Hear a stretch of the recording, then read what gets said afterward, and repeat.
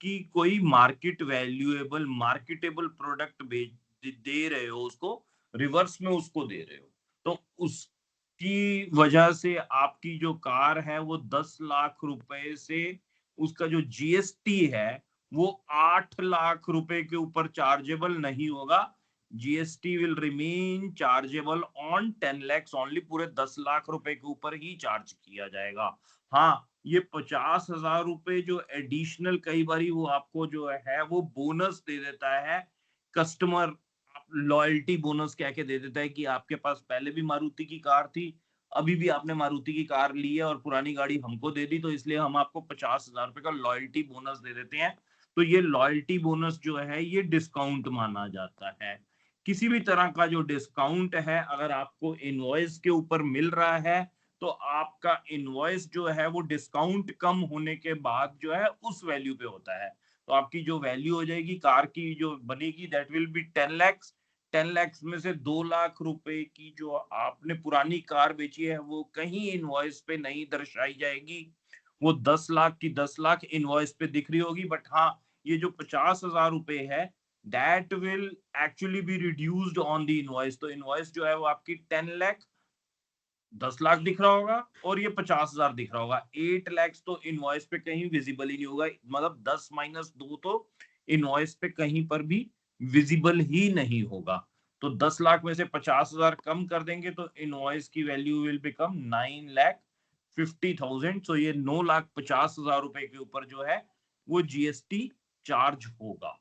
ठीक है जी। तो आपकी वैल्यू जो है वो क्या बनती है, मींस आपने ऐड क्या करना है। आपकी अगर कोई नॉन मॉनेटरी कंसीडरेशन है तो वो non monetary condition consideration add होएगी, यानी कि आपने 8 लाख दिए मॉनेटरी कंसीडरेशन के इस केस में, this is 8 lakhs that you paid for monetary consideration. 2 lakhs you paid for non monetary consideration, means आपने 8 लाख की जो है कैश दी और 2 लाख रुपए की आपने अपनी पुरानी कार दी, क्योंकि आप अगर कार मारुति वालों को ना बेच के मार्केट में बेचते तो भी तो 2 लाख रुपए की बिकती, वो 2 की नहीं बिकती, 1,90 की बिक जाती। हो सकता है चांस है कि 2,10 की भी बिक जाती। मींस आज की डेट में दोनों ही तरह के कस्टमर्स हैं। आप अगर जो है वो ओपन मार्केट में अपनी फिजिकल मार्केट में खड़ा करते हो किसी प्रोडक्ट को बेचने के लिए, तो मे बी उसके ऊपर जो है वो आपको कुछ पैसे कम मिलेंगे because it yours is a local market. एक छोटा सा शहर है नंगल, एक छोटा सा शहर है हमीरपुर, तो वहां के जो चुनिंदा 100, 50, 200 कस्टमर होंगे वही देखेंगे आपकी प्राइस का, वो 2 लाख रुपए ना दे के 1.5 लाख 1,60,000 ऐसे कुछ दे रहे होंगे। बट जब आप उस कार को स्पिनी के ऊपर दे दोगे तो स्पिनी वाले हो सकता है 2,20,000 भी दे दें। So then this 2 lakh rupees actually is nothing but non monetary consideration. तो 8 lakh plus 2 lakh monetary plus non monetary consideration. और रिड्यूस क्या किया हमने, रिडक्शन जो हमने करी है that is of the discount that you have got by whatever name.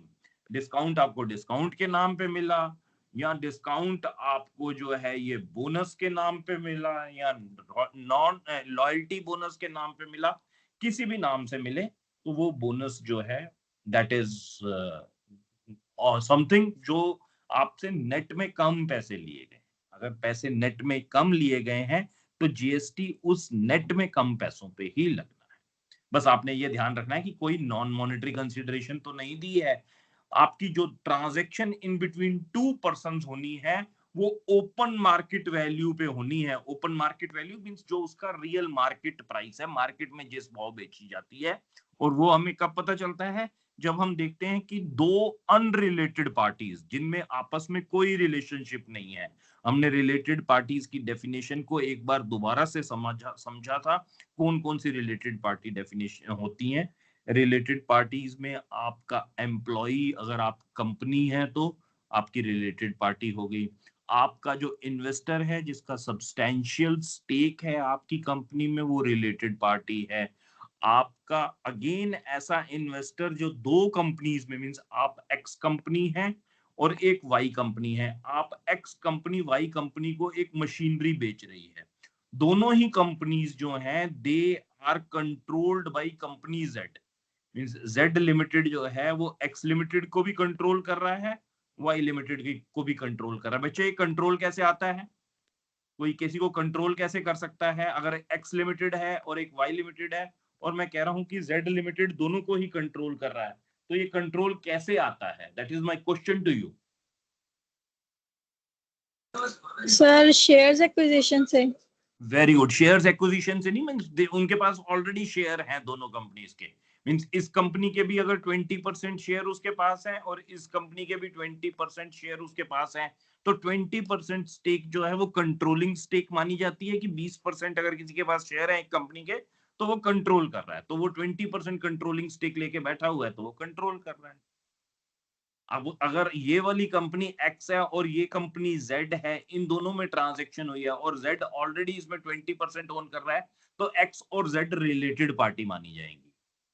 अब एक्स और वाई में आपस में कुछ नहीं है, मगर जेड के पास, जेड एक ऐसी कंपनी है जिसके पास दोनों में कंट्रोलिंग स्टेक है, तो एक्स और वाई भी कंट्रोल मतलब रिलेटेड कंपनी मानी जाएगी। तो ये रिलेटेड पार्टी की डेफिनेशन है। अब इसमें लिमिटेड वगैरह के साथ तो कंपनी हो गई, इंडिविजुअल भी एक्स और वाई जो है वो रिलेटेड हो सकते हैं। Means X is husband, wife Y is wife, तो दोनों रिलेटेड पार्टी हो गए। अब यहाँ पर ये ट्रांजैक्शन इन दोनों के बीच में जो हुई है वो ओपन मार्केट वैल्यू पे हुई है, यहाँ कुछ अलग किसी प्राइस पे हुई है, ये समझना बड़ा जरूरी है। जैसे हमने इन इन दोनों ने जो है वो कार, मींस एक्स जो है X is husband and Y is wife, और एक्स जो है इसने वाई को, मींस एक्स का शोरूम है, एक्स में सोल प्रोप्राइटरशिप नाम से ही, मतलब कंपनी नहीं है, एक्स अपना बिजनेस कर रहा है, सोल प्रोप्राइटर है। उसने वाई को जो है वो कार बेच दी। अब वाई को जो कार बेची, वाई उसकी वाइफ ही है, और ये कार बेची है उसने उसको 7 लाख रुपए में। तो हम अब, क्योंकि ये दोनों जो है ये रिलेटेड पार्टी ट्रांजेक्शन हुई हैं, एक्स और वाई जो है वो रिलेटेड पार्टीज हैं, तो हम अब इसके नीचे जाएंगे, इस ट्रांजेक्शन के नीचे, कि यही कार का मॉडल से this car is Ertiga base model, ये कार जो है अर्टिगा का बेस मॉडल है।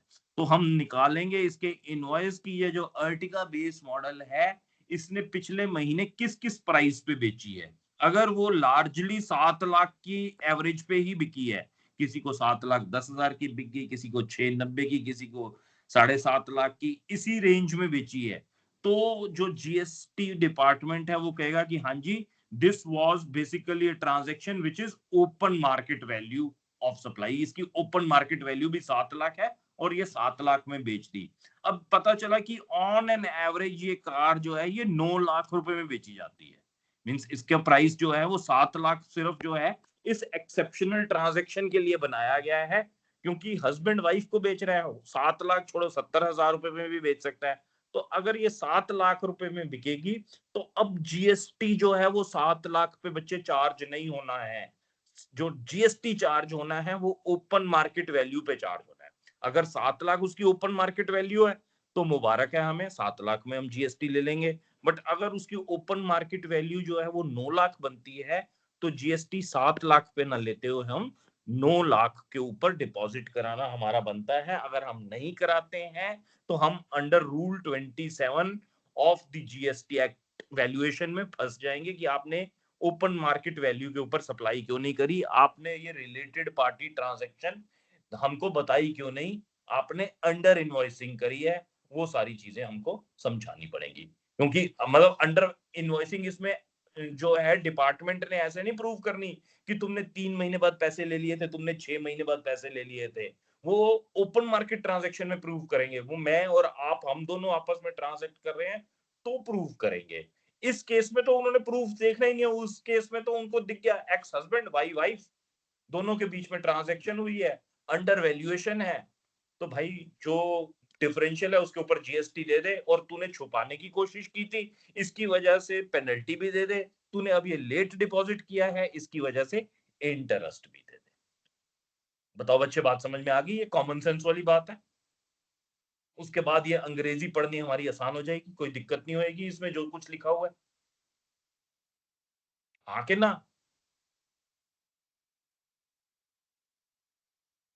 हेलो? Yes sir. आना बोल दिया करो यार, नाराजगी है कोई? इसका भी नहीं जवाब देंगे, यही कह दो नहीं है कोई नाराजगी। No sir. No sir. चलो good good good. Okay, now the next thing that is there, ये वाला पॉइंट हमारा क्लियर हो गया। अब इसी में हमारा जो है मतलब ये value of supply of similar kind and quality जो है हमने देखनी होती है, वो सब चीजें इसमें यही लिखी हुई है। अब कई बारी होगा कि हमारी वैल्यूएशन जो है वो हमको ये सिमिलर काइंड क्वालिटी नहीं मिल रही होगी, तो हम 27 के बाद 28 भी देखेंगे, 29 भी देखेंगे, कई बार 28 29 से मींस हमको जो एक सीक्वेंस फॉलो करनी है, पहले 27 देखेंगे, फिर 28 देखेंगे, फिर 29 देखेंगे, फिर 30 देखेंगे और फिर 31 देखेंगे। मींस 30 ही लास्ट होता है, 31 भी देखेंगे। Means we are going to see 31 also, जो रेसिडुअल मेथड है वो भी देखेंगे। और कई बार ऐसा होगा कुछ एक केसेस में हम 30 को इग्नोर मारते हुए सीधा 29 से 31 पे भी जंप कर जाएंगे। तो ये सारे के सारे बड़े इंपॉर्टेंट रूल्स हैं from exam point of view, तो ये हमने अच्छी तरह से घोटा लगा लेना है। मींस अच्छी तरह से जीएसटी की एक एक चीज हमने अच्छी तरह से याद करनी है, 100 बातों की एक बात। तो कॉस्ट बेस्ड वैल्यूएशन रूल्स क्या है, दैट इज रूल 30। अगर हम जो है ये ऊपर 27 के हिसाब से नहीं कर पाए, 28 के हिसाब से नहीं कर पाए, 29 के हिसाब से नहीं कर पाए, then we graduate to rule number 30।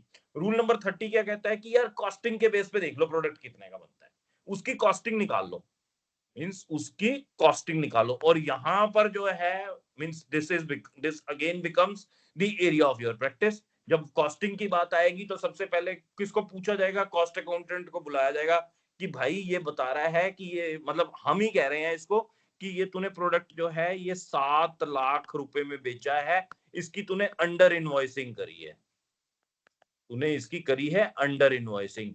मगर अंडर इनवॉइसिंग हम प्रूव नहीं कर पा रहे हैं, क्योंकि पिछला केस जो था एक्स वाई वाला, उसमें तो एक्स और वाई जो है दे वर हस्बैंड एंड वाइफ। अब यहाँ इसने एक्स और वाई को जो दे दिया है that is like a different case. यहाँ पर एक्स और वाई जो है वो रिलेटेड तो हैं, but they are related like they are divorcees, husband wife है नहीं थे। ठीक है बच्चे, वो डिवोर्सी हैं, उनका डिवोर्स हुआ है। अब अगर डिवोर्स हुआ हो जाए तो वो हस्बैंड वाइफ के रिलेशनशिप में आज की डेट में नहीं है। So as per the law of the related parties, जो रिलेटेड पार्टी की डेफिनेशन बनाते हैं उसमें they will not be treated as related party, वो रिलेटेड पार्टी नहीं माने जाए।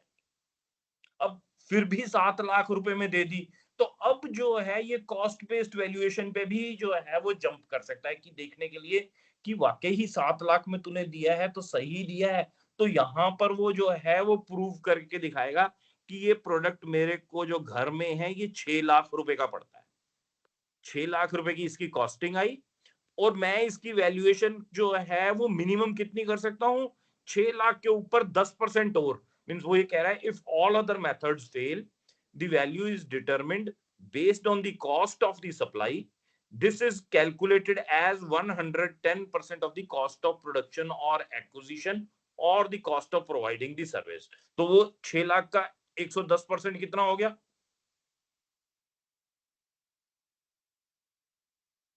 6,60,000। Yes, sir. तो इसने 6,60,000 रुपए की जगह बेचा है 7 लाख रुपए में। अब जीएसटी ऑफिसर है, उसे कोई दिक्कत नहीं होनी चाहिए, वो कहता है हाँ जी आप दोनों रिलेटेड पार्टी तो नहीं हो, मान ली ये बात, आपने कॉस्ट से 10%, 110% से भी ज्यादा में बेचा है, तो इसका मतलब आपने अंडर इनवॉइसिंग नहीं करी है, अंडर रूल 30 ये भी क्लियर हो गया। तो ठीक है, अब अपने घर जाओ, हम आपको कोई पेनल्टी नहीं लगाएंगे, यही चीज करनी।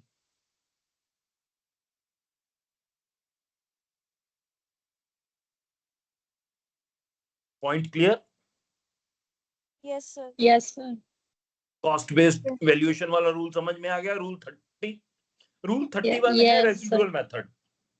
31 में रेसिडुअल मेथड में क्या आता है कि कई बार कॉस्टिंग से भी बात नहीं बनी, तो एज ए लास्ट रिजॉर्ट अगर कॉस्टिंग से भी नहीं बन रही है तो फिर जो भी रीजनेबल मींस होंगे which are consistent with the principles and general provisions of section 15 section के अंदर जो भी उसके साथ कंसिस्टेंट रूल्स होंगे, कुछ उससे उल्टा विरोधाभास वाला रूल ना हो, तो उसको मान लिया जाएगा। ये क्या है, ये अभी हम अगली स्लाइड्स में जो है वो भी देख लेते हैं। रूल नंबर 31 भी समझ लेते हैं। Now we move on to rule number 28 27 से अब हम 28 नंबर रूल पे चलते हैं। 28 पढ़ा था हमने पिछली बारी। Valuation of supply of goods और सर्विसेज और बोथ बिटवीन डिस्टिंक्ट और related persons other than through an agent. यहाँ एजेंट नहीं है बीच में, मगर ये ट्रांजैक्शन जो हो रही है it is happening between distinct और रिलेटेड पर्सन। पहले तो बेटा ये बताओ डिस्टिंक्ट क्या होता है? What is distinct person? Sir person एक ही होती है, पर मतलब वो कंपनी 2 डिस्ट्रिक्ट में चलाता है, उसके पास जो पैन कार्ड होता है वो।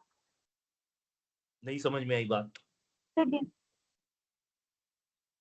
सर सर एक मतलब आप गलत नहीं हो, आप ठीक हो, मगर आप कन्वे नहीं कर पा रहे हो। सर जो एक से ज्यादा स्टेट में रजिस्टर्ड होता है, एक से ज्यादा स्टेट्स में रजिस्टर्ड होता है एक जीएसटी तो एक में। से ज्यादा स्टेट में रजिस्ट्रेशन होगी, दूसरी एक ही स्टेट में एक से ज्यादा जीएसटी रजिस्ट्रेशन ली हुई है, वो दोनों ही डिस्टिंक्ट पर्सन है। So very good for the first point. But ये सेकंड पॉइंट जो है इसके लिए भी वेरी गुड तभी मिलेगा जब एग्जाम में लिख के आओगे। वहां नहीं तो आधा नंबर देगा वो अगर 1 नंबर का सवाल आएगा। अगर खाली ये लिखोगे कि मल्टीपल स्टेट्स में एक ही पर्सन रजिस्टर्ड है, means one pan, it is one pan and multiple registration. Pan एक ही है। पैन किस में यूज होता है बच्चे? पैन इनकम टैक्स में यूज होता है। Permanent account number is actually your identity for income tax. और ये जो रजिस्ट्रेशन है ये जीएसटी रजिस्ट्रेशन है। एक पैन के ऊपर मल्टीपल जीएसटी रजिस्ट्रेशंस ली हुई है, वो वाला पर्सन जो है वो डिस्टिंक्ट पर्सन कहलाएगा। तो distinct person, this person refers with more than one GST registration in different states, or a person with multiple registrations within the same state for different business verticals। उसने कई business vertical खोले हुए हैं, उसके लिए उसने कई registrations ली। ठीक है जी। related person क्या हो गया? as definition in the explanation to section 15 of CGST Act, these includes individuals who are officers or directors of one another's business, legal partners, employers and employee etc etc। लंबी definition है इसलिए छोटी सी यहाँ पर लिख दिया आपको याद कराने के लिए कि रिकॉल कर लो। फिर भी रिकॉल ना हो तो यहाँ पर स्लाइड सेट का भी, स्लाइड नंबर का भी हवाला डाल दूंगा मैं कि इस स्लाइड नंबर में मेंशन है, सीधा वहां पहुंच गए, वहां देख लिया। ठीक है guys. The next thing is there that valuation of supplies between these parties is determined in a specific order। Means एक तो open market value वाली तो है ही है, this is the primary method। The value of supply is the price it would fetch in the open market, means if the parties were unrelated। अगर parties unrelated है तो जो market value लेगी वो वाला हो गया। अब दूसरा इसमें आ जाता है value of supply of similar kind and quality। अगर similar means आप कई बारी जो है आपको ओपन मार्केट वैल्यू नहीं पता चल पा रही है। ओपन मार्केट वैल्यू क्या पता चल रही है?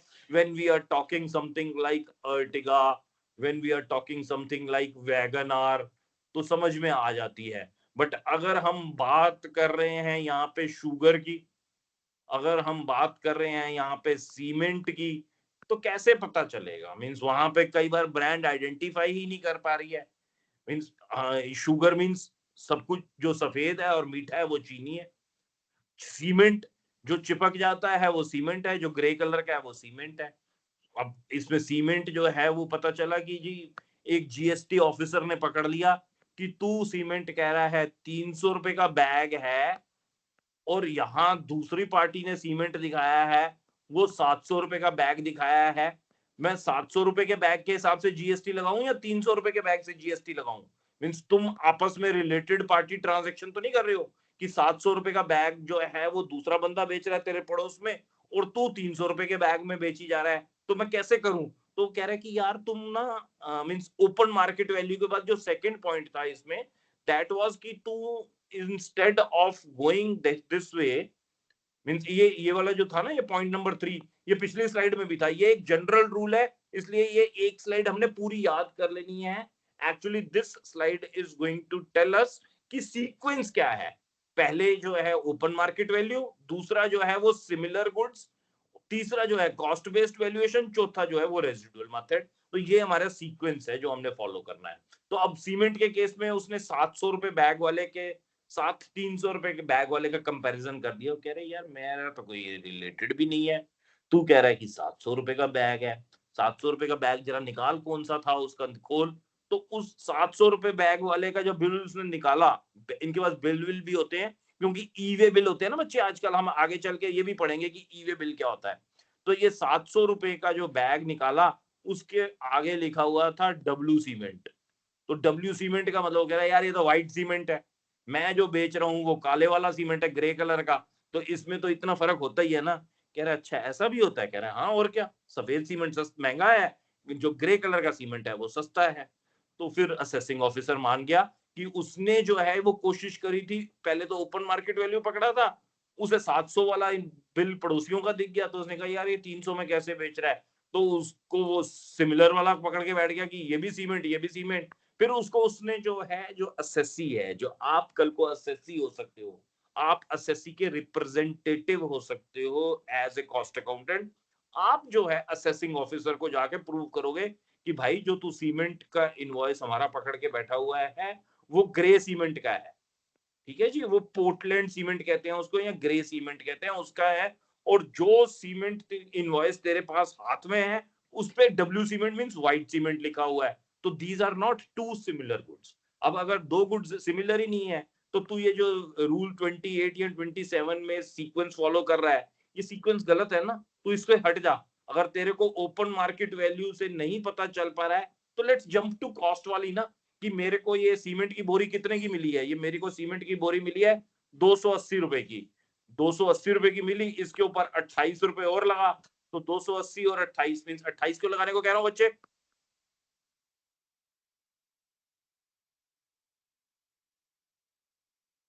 दो सौ के ऊपर 28 क्यों बोला मैंने? सर टैक्स है। ना, कॉस्टिंग की बात कर रहे थे, ये कॉस्ट बेस्ड वैल्यूएशन की। कॉस्ट क्या बनती है? जो आपकी कॉस्ट ऑफ एक्विजिशन है उसके ऊपर 10% और 110% बोला ना। Yes sir. if neither of the first two method work, the value is calculated as 110% of the cost of production or acquisition। तो आप दिखाओगे कि मेरे को बोरी आई है 280 रुपए की, इस पे 28 रुपए और डाल तो 110% हो जाएगा, वो 308 आ जाएगा। तो 308 की वैल्यूएशन पे मेरा जीएसटी लगना चाहिए था, मैं लगा रहा हूं। मैंने ये बोरी जो है वो 310 रुपए की बेची है, इट इज वेल ओके। अगर आपने 300 रुपए की बेची है तो आपको 8 रुपए के ऊपर जीएसटी फला एक्स्ट्रा देना पड़ेगा। सर हाँ जी, सर ये 28 रुपए मतलब ये वाला क्या था, एक बार दोबारा बता दो सर। हाँ बताता हूँ बच्चे।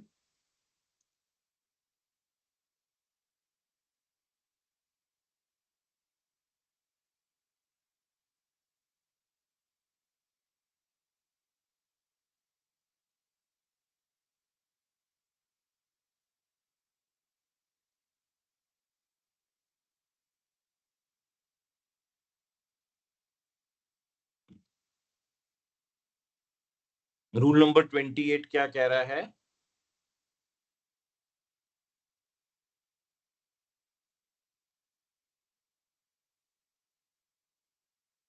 रूल नंबर 28 में फिर आगे इस स्लाइड में रूल नंबर 30 क्या कह रहा है, इसको पढ़ते हैं।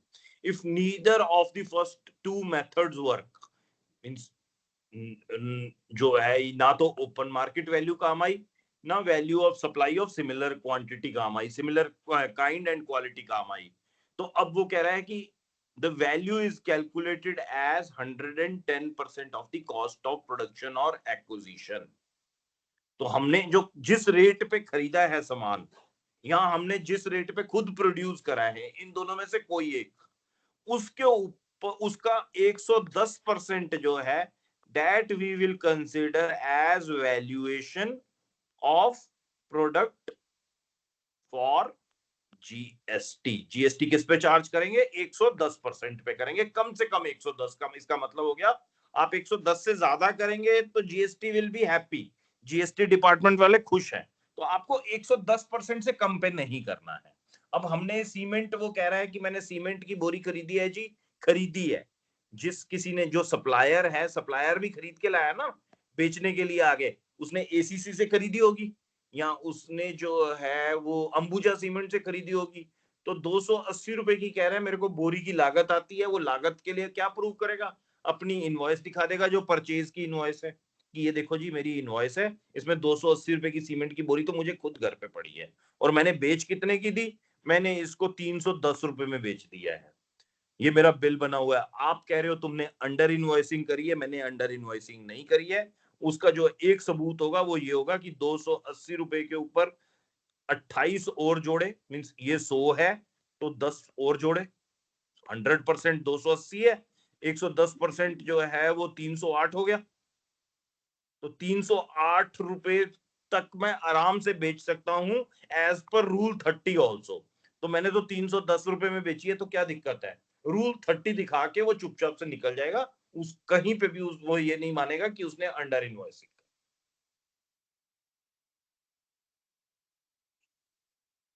28 समझ में आ गया क्या है? Yes sir. Yes sir. चलो गुड। बस थोड़ा सा आपको यहाँ पर प्रेजेंट रहोगे तो हो जाएगा, मगर ये लैप्सेस थोड़े बहुत इधर उधर हो जाते हैं क्योंकि सब्जेक्ट कोई इतना इंटरेस्टिंग भी नहीं है कि एक एक पॉइंट जो है वो आप प्रोएक्टिवली सुनते रहें।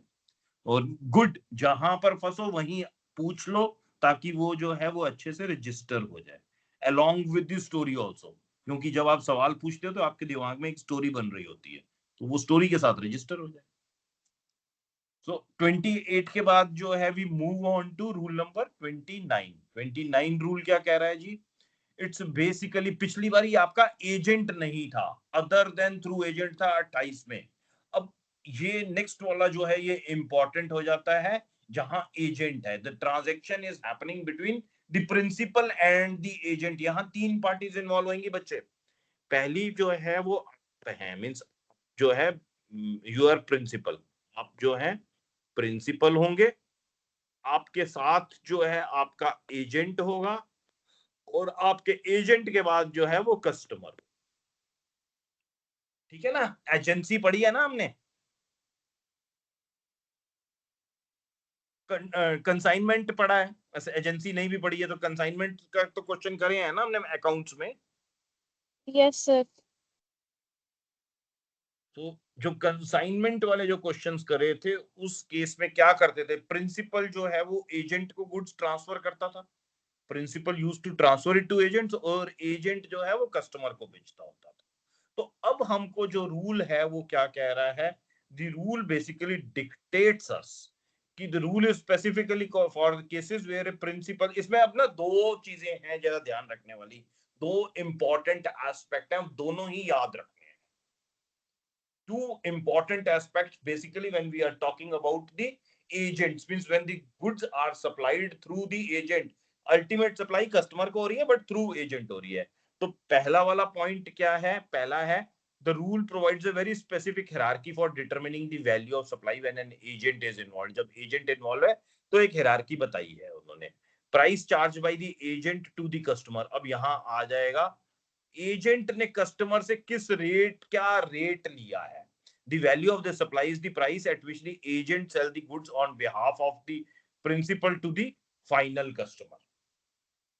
The value of supply is the price at which the agent sells the goods on behalf of principal to the final customer। मान के चलो कि if a principal supplies goods worth rupees 10,000 to an agent, 10,000 के goods जो हैं वो agent को दिए प्रिंसिपल ने, मींस आप जो है आपने एक एजेंट अपॉइंट किया हुआ, उसको आपने 10,000 रुपए के गुड्स दे दिए और एजेंट ने वो गुड्स आगे 12,000 रुपए में बेच दिए एजेंट ने, and the agent then sell them to the customer for 12,000। तो value of supply from the principal to the agent will be considered to be rupees 12,000। सीधा सीधा 12,000 ही वैल्यू मान ली जाएगी।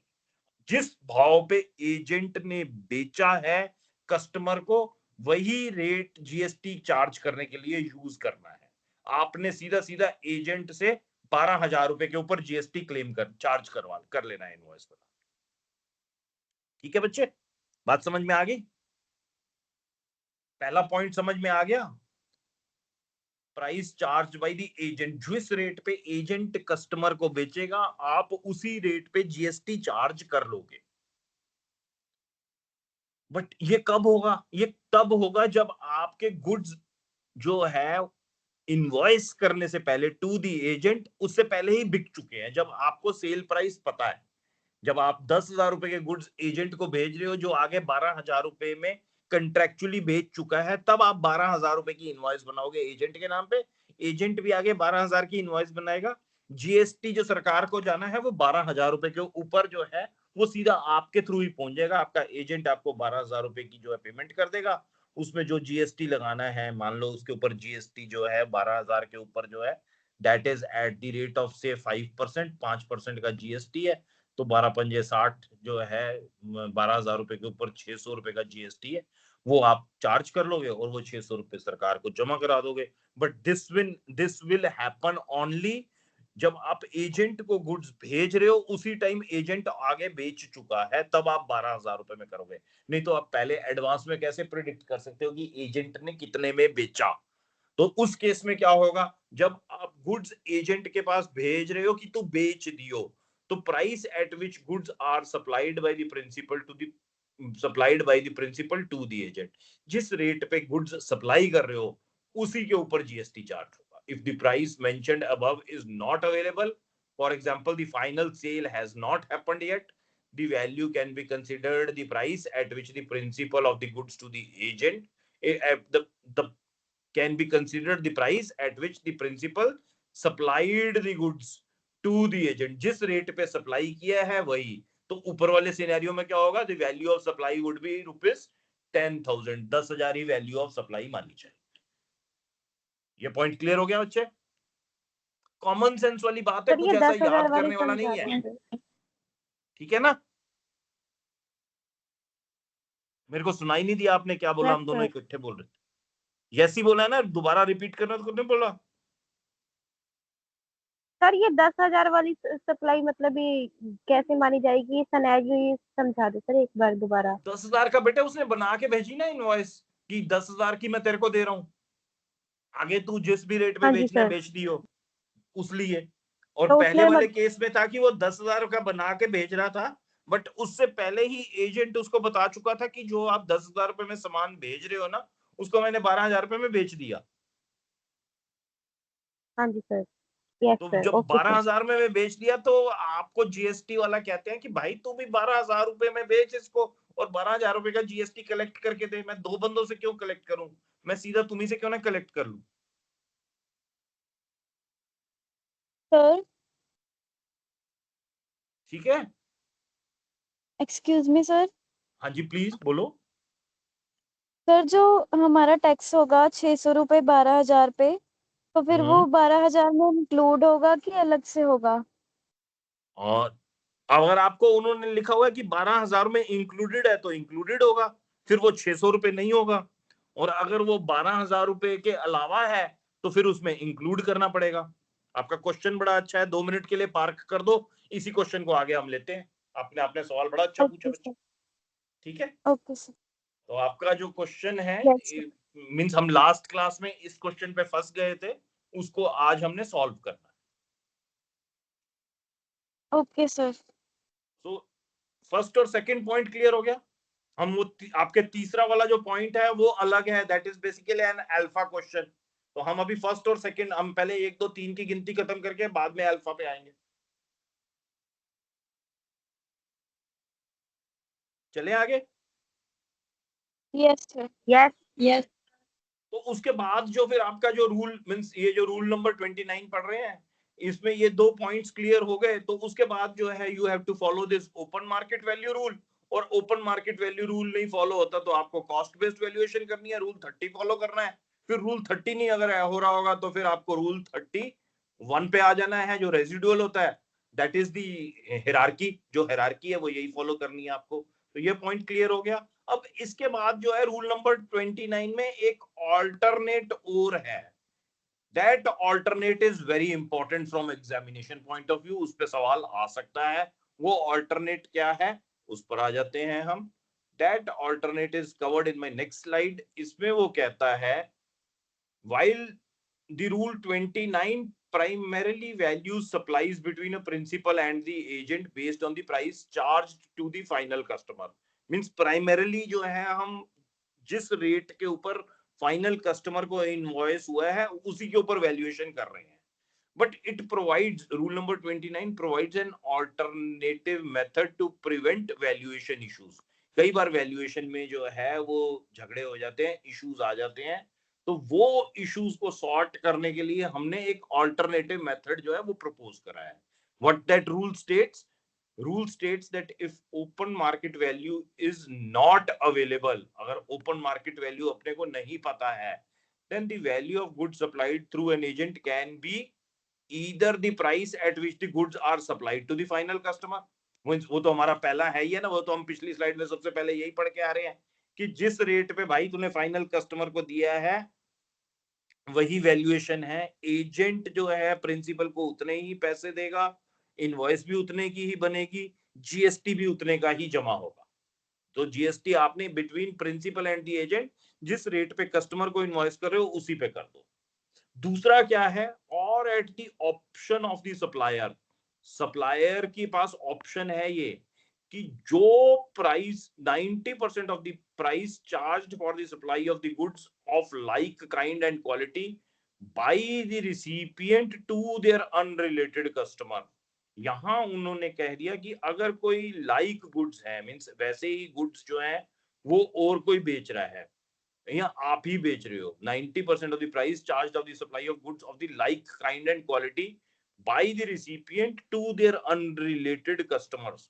Unrelated customers जो हैं उसको आप बेच रहे हैं, उसका 90% of the price मीन्स आपने जो है अगर ये गुड्स जो हैं उसको 10,000 रुपए में बेचे हैं तो आप उसका 9,000 रुपए के ऊपर जीएसटी जो है वो चार्ज.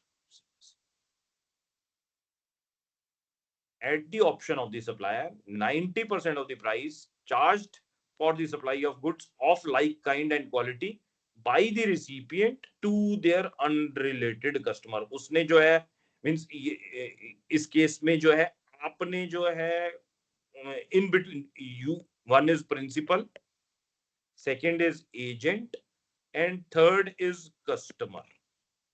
एजेंट ने जो कस्टमर है इसको बेचा 10,000 रुपए में. एजेंट ने कस्टमर को बेचा 10,000 रुपए में. प्रिंसिपल टू एजेंट जो इनवॉइस बननी चाहिए, प्रिंसिपल और एजेंट के बीच में जो इनवॉइस बननी चाहिए वो कम से कम 9,000 रुपए की बननी चाहिए. इसका मतलब ये 9,000 कहां से आ गया? It is 90% of invoice from agent to customer. तो ये जो एजेंट से कस्टमर की इनवॉइस बनी है ये 10,000 की बनी है, तो प्रिंसिपल ने एजेंट से जो है वो 9,000 की इनवॉइस बना के जीएसटी रिकवर करना है. एजेंट की कॉस्ट कितनी आ गई? 9,000 रुपए. उसके बाद इसने जब एजेंट ने जो है वो जीएसटी दे दिया होगा, वो कितना दिया होगा? मान के चलते हैं वही 5% का जीएसटी है, तो 9,000 रुपए की इनवॉइस के ऊपर जीएसटी कितना बन गया होगा? 450 रुपए. ये इनवॉइस इसको पड़ी होगी 9,450 रुपए की, 450 का जीएसटी जमा हो गया. अब इसने ये इनवॉइस बेची होगी आगे कितने की बेटा? 10,000 की. तो 10,000 के ऊपर जीएसटी कितना चार्ज किया होगा कस्टमर से? 10,000 के ऊपर 5% हो गया 500 रुपए, तो 10,500 चार्ज किया होगा. 500 में से 450 इसका ऑलरेडी जमा है, इसका इसने आईटीसी लेना है, तो इसने 50 रुपए सरकार को जमा करा दिए होंगे. तो जो method of deposit of tax है वो ये हो गया कि यहाँ पर 9,000 से छोटी इनवॉइस जो है, सिर्फ जो ये स्लाइड कहना चाह रही है कि ये किसी हालत में भी 8,500 की इनवॉइस नहीं बना सकता, क्योंकि कस्टमर को जो बिलिंग हुई है उससे 10% नीचे की जो है इनवॉइस वो मिनिमम बननी ही बननी. At the option of the supplier, 90% of the charge, 90% of the price charged for supply of goods of the like kind and quality by the recipient to their unrelated customer. ये customer unrelated है, इसको जो है जिस भी rate पे बेचा है उसकी 90% वैल्यू पे जो सप्लाई इनवॉइस है वो प्रिंसिपल से एजेंट के बीच में बन जानी चाहिए. Is it clear?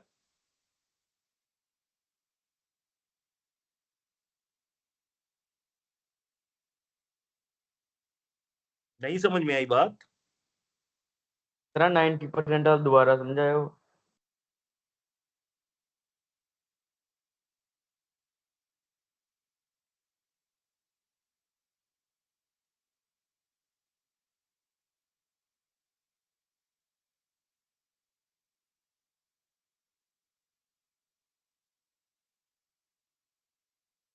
Principal supplies goods to an agent. Principal ने अपने गुड्स जो है वो एजेंट को बेचे, सप्लाई किए हैं।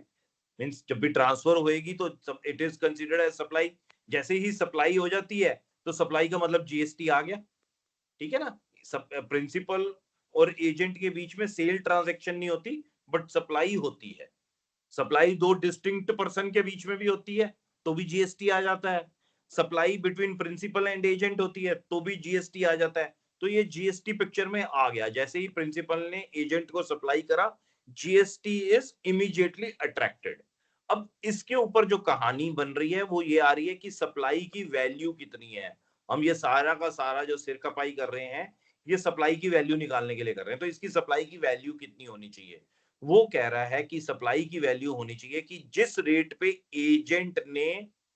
Agent sells to an unrelated buyer, जिस भी अनरिलेटेड बायर ने उस रेट पे जिस रेट पे खरीदा है, मान लो उसने वो सामान 10,000 रुपए में खरीद लिया, 10,000 रुपए में खरीद लिया, तो जो supply between principal and agent होगी that will be 90% of this value. Means पहला रूल क्या कह रहा है? पहला रूल कह रहा है सर कि ये पूरी 10,000 की 10,000 ही जो है सप्लाई वैल्यू मान लो। दूसरा रूल क्या कह रहा है? अगर सप्लायर जो है मींस जो प्रिंसिपल है वो चाहे तो वो 90% भी कर सकता है, बट 90% से नीचे की वैल्यूएशन नहीं। तो ये 90% of value eight which the agent is selling, वो वैल्यू आ गई 10,000 की 90% 9,000 रुपए। तो 9,000 जो है that becomes my supply value. वो मेरी सप्लाई वैल्यू बन गई। उस सप्लाई वैल्यू के ऊपर जो जीएसटी बनेगा, 9,000 के ऊपर जीएसटी बनेगा एट द रेट ऑफ 5%, 450। हाँ जी बोलो। सर ये जो 9,000 है प्रिंसिपल ने मतलब दिया होगा एजेंट को 9,000 का मतलब इस सामान या फिर सामान गुड्स। प्रिंसिपल ने दिया, एजेंट ने अल्टीमेटली वो हाँ जी 9,000 रुपए देने हैं उसे। 9,000 यस रुपए के सर। साथ में वो जीएसटी की ये पेमेंट भी उसको देगा, 9,450 रुपए देगा। वो 450 रुपए जो प्रिंसिपल है वो सर सरकार के पास जमा जीएसटी करा देगा एजेंट ही जीएसटी देगा? हाँ जी। सर जीएसटी एजेंट देगा कि एजेंट कलेक्ट करके देगा कस्टमर से? पहले तो एजेंट देगा, फिर एजेंट जब सामान बेचेगा तो वो कलेक्ट करेगा। 10,000 रुपए का सामान बेचेगा तो जीएसटी कितना कलेक्ट करेगा इसके ऊपर? 500 रुपए। 500 500 रुपए में से 450 का आईटीसी क्लेम करेगा कि ये 450 रुपए तो मैं ऑलरेडी इनपुट जमा करा चुका हूँ। 50 रुपए अपने पास, यस सर। 50 रुपए जमा करा देगा गवर्नमेंट को। ओके सर, ये 50 रुपए सर उसकी कमीशन होगी? नहीं, कमीशन तो अभी फिर बाद में आपस में बात करनी है कि ये जो 10,000 रुपए जो ओके 1,000 रुपए उसने कमाए हैं ये सारी उसकी कमीशन है, या इसमें से कमीशन जो है वो खाली 100 रुपए है, या हो सकता है कमीशन के 1,100 रुपए लेता हो वो कमीशन अलग है। वो जैसे कंट्रैक्ट एक्ट में उसने डिफाइन करा होगा, एजेंसी एक्ट में वो वैसे हाँ जी होगा। सर। तो ये तो आपस में ओके एक सर। ट्रांजैक्शन जो है वो इस रेट पे सप्लाई माननी ही माननी है। Okay sir. Very good question that you asked कि ये कमीशन होगी, क्योंकि कमीशन जो है वो हम सोच सोच के कंफ्यूज हो रहे हैं। उसमें कमीशन का कोई लेना देना नहीं है। उसने कहा कि सप्लाई जो है वो इसी रेट पे मानी जाएगी तुम्हारी। तभी वो जो पहली बार कह रहा है मींस इस वाले केस में, ये जिसको मैंने गोला करा the price at which the goods are supplied to the final customer, उसमें वो कह रहा है कि यार तुम कमीशन आपस में बाद में डिसाइड करते रहना। तुमने अगर प्रोडक्ट जो है ये 10,000 रुपए में बेचा, सरकार के पास जीएसटी कितना आ जाना चाहिए? 500 रुपए। तो वो कह रहा है, तू प्रिंसिपल को कह रहा है कि तू एजेंट से 500 रुपए लेके मेरे को दे देना, मैं दो दो असेसीज के चक्कर में क्यों फंसा हूं। सरकार को 500 रुपए ही चाहिए जिस रेट पे फाइनल कस्टमर को सामान गया है। तुम 450 करके दो और फिर 50 रुपए जोड़ के दो। मीन्स यहाँ पे प्रिंसिपल ने 450 जमा कराए, 50 रुपए एजेंट ने जमा कराए, तो भी गवर्नमेंट के पास 500 ही आए हैं। और अगर पहला वाला केस फॉलो कर रहे होते कि 10,000 की transaction in between principal agent ही मान लेते, तो भी जो है 500 रुपए ही जीएसटी सरकार के पास आना। वहां जब ये दो लोगों की जगह एक ही बंदे से ले रही है, तो उसने एक जिम्मेदार आदमी को पकड़ लिया कि भाई तेरे पास पैसे आएंगे, तू जमा करा देता है। तूने 4,000 एजेंट बनाए हुए हैं हिंदुस्तान में, मैं कहाँ 4,000 एसएससीज को नए नए ढूंढता फिरूंगा। चुपचाप से जो भी वो रेट पे बेचे, उसी रेट पे तू जीएसटी में जमा करा दियो। This is rule number 1। The price at which the goods are supplied to the final customer, वही प्राइस है in between the supplier and his agent, means principal and his agent. But फिर exception उसने साथ में दे दी, क्योंकि यहां दिक्कत आ रही थी प्रिंसिपल एजेंसी में, क्योंकि एजेंट्स भी हर एक डिग्री के होते हैं ना, उस वजह से। चले आगे। Yes sir. किसी को कोई doubt? No sir. Good good.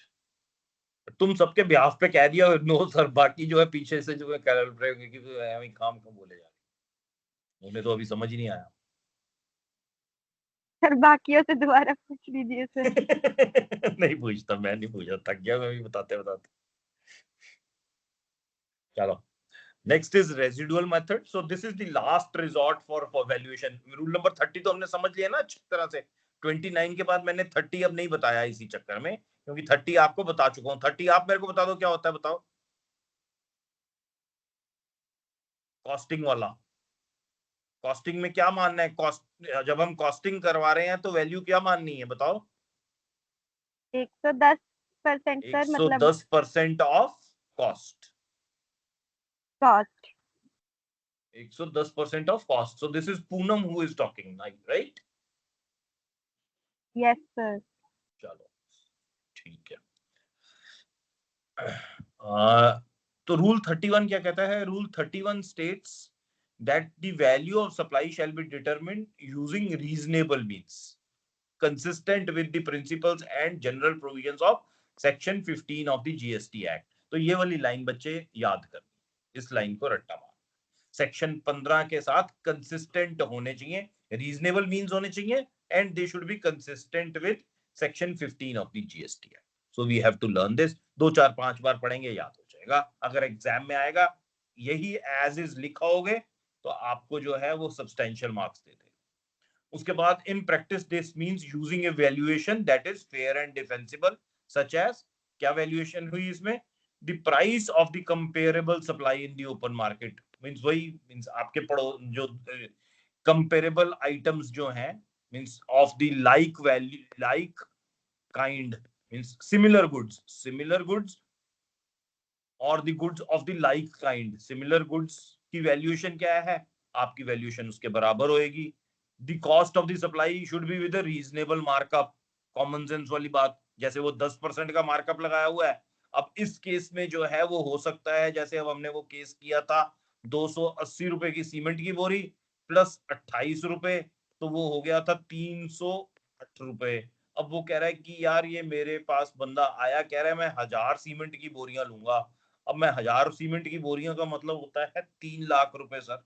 3,08,000 रुपए की जगह मैं 3 लाख ले लूं तो क्या दिक्कत है?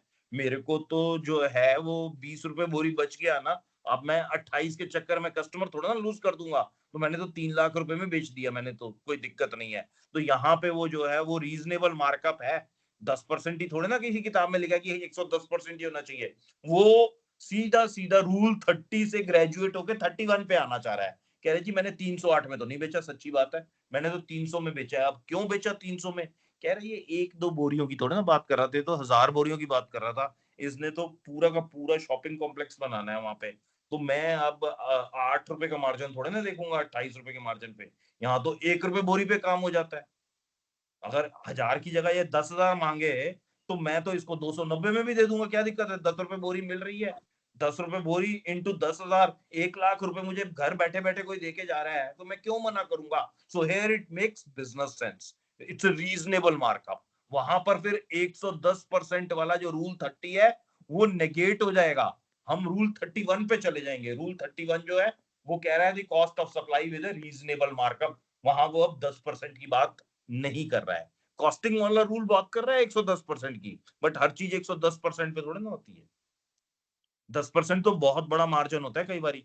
मीन्स आप अगर इसे सीमेंट वीमेंट के बिजनेस में है तो 5 रुपए बोरी पे भी बेच देते हो, वॉल्यूम बिकना चाहिए आपका, ठीक है ना। Yes. The supplier of services may opt for this rule. अच्छा, अब यहाँ पर एक पॉइंट इसमें आ जाता है, अगर सर्विसेज पे हो आप, अगर सर्विसेज वाला रूल लगा, मीन्स आप अगर कोई सप्लायर जो है वो सर्विसेज बेच रहा है, तो वो कहेगा कि यार मैं ये कंसिस्टेंसी फॉलो नहीं करूंगा।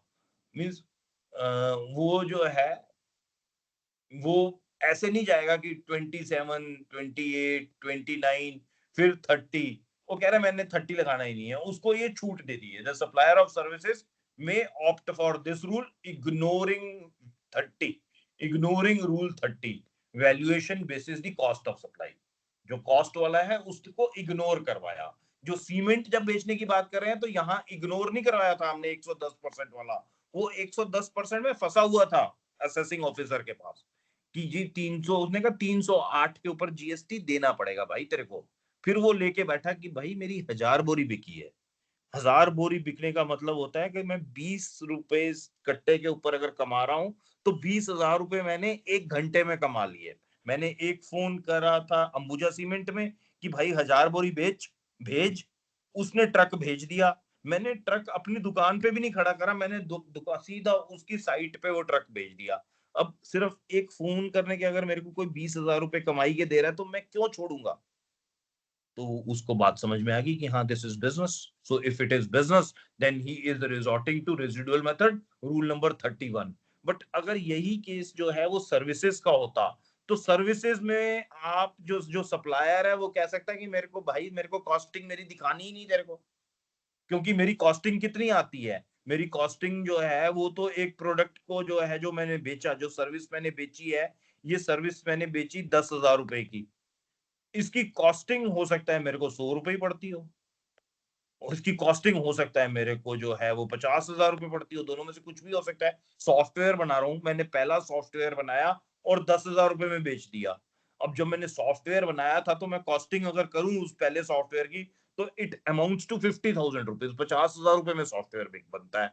तुम मेरे को कहोगे कि 50,000 प्लस 5,000, तेरा इसका प्राइस 55,000 रुपए होना चाहिए जो तूने किसी के लिए वेबसाइट डेवलप करी है।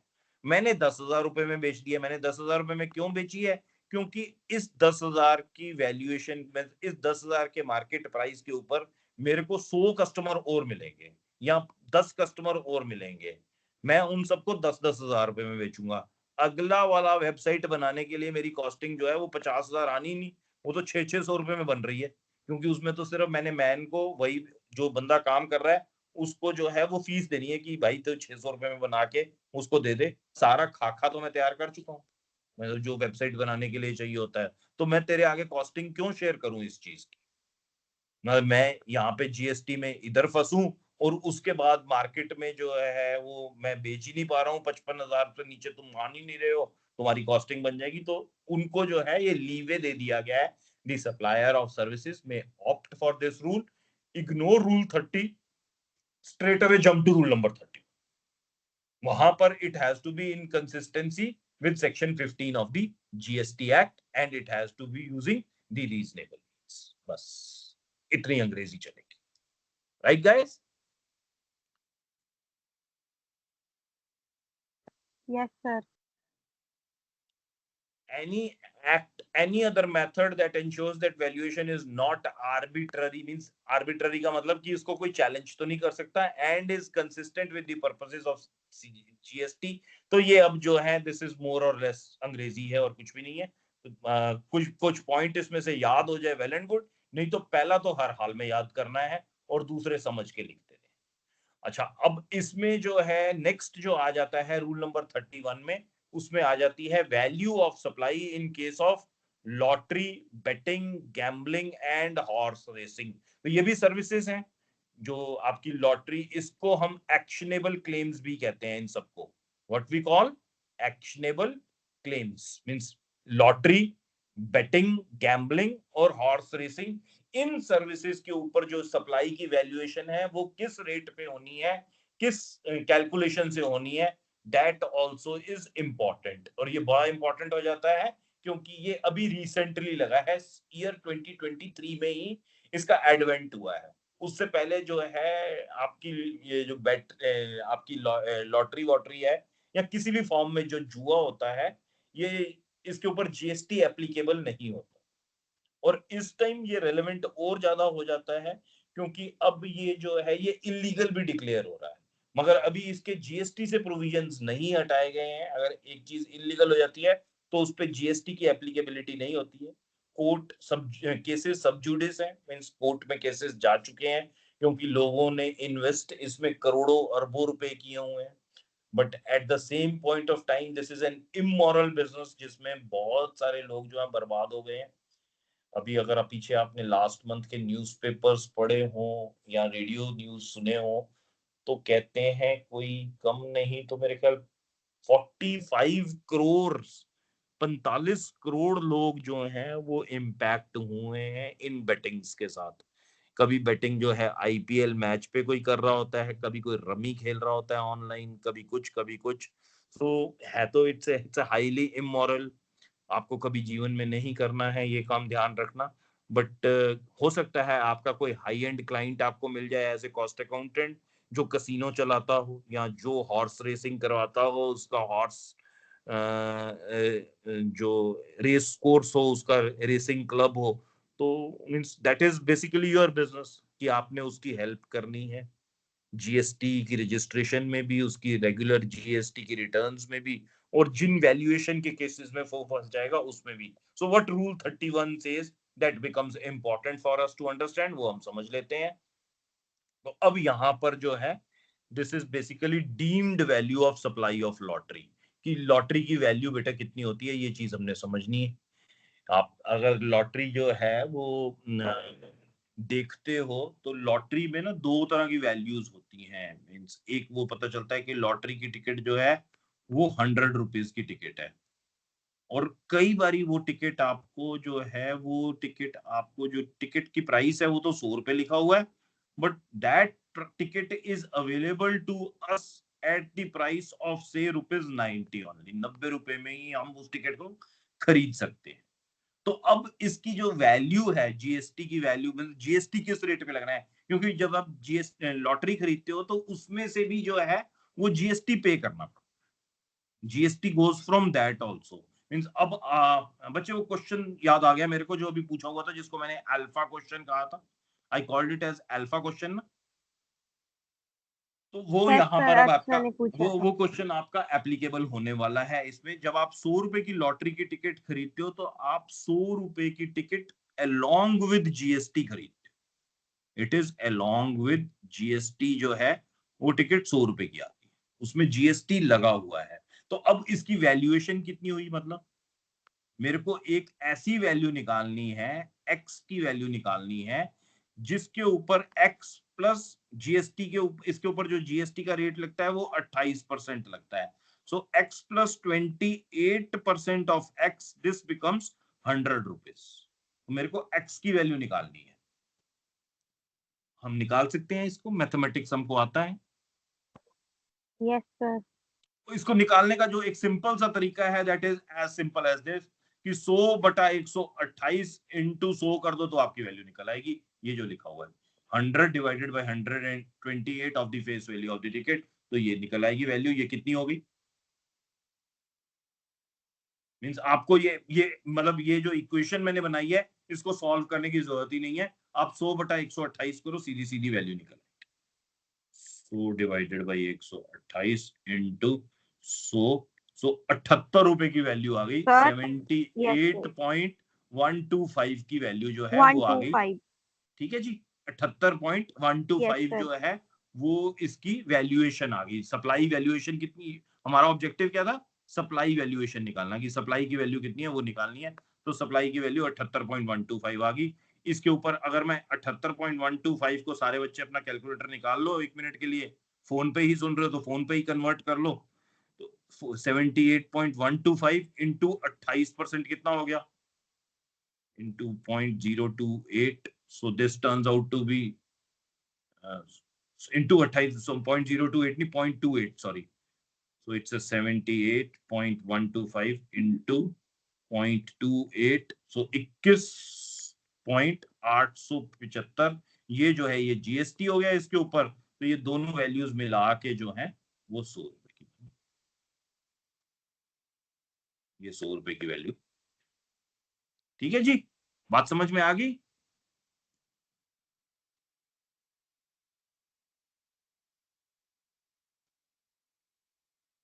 अब जैसे आप उस टाइम सवाल पूछ रहे थे मेरे से कि ये जो है 9,000 रुपए का, 9,000 रुपए जो है दिस इज इंक्लूडिंग जीएसटी और एक्सक्लूडिंग जीएसटी। से if it was including GST, उस पॉइंट ऑफ टाइम पे हमने जब हम पिछला वाला सवाल कर रहे थे तो वहां हमने प्रिज्यूम करा था कि 9,000 इज एक्सक्लूडिंग जीएसटी। वो बेस प्राइस मान रहे थे, सप्लाई प्राइस मान रहे थे, उसके ऊपर हमने जीएसटी साथ में जोड़ा था। बट अगर ये 9,000 इंक्लूडिंग जीएसटी होता तो इसका जो बेस प्राइस है वो कितना निकलेगा, मेरा सप्लाई प्राइस है वो कितना निकलेगा, बता दो जरा मेरे को। Including GST at the rate of 5%. Can you help me?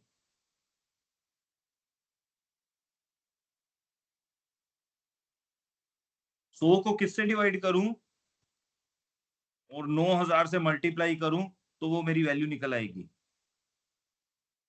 100 को 105 से डिवाइड कर दो तो आपकी आ जाएगी। सर ठीक है ना?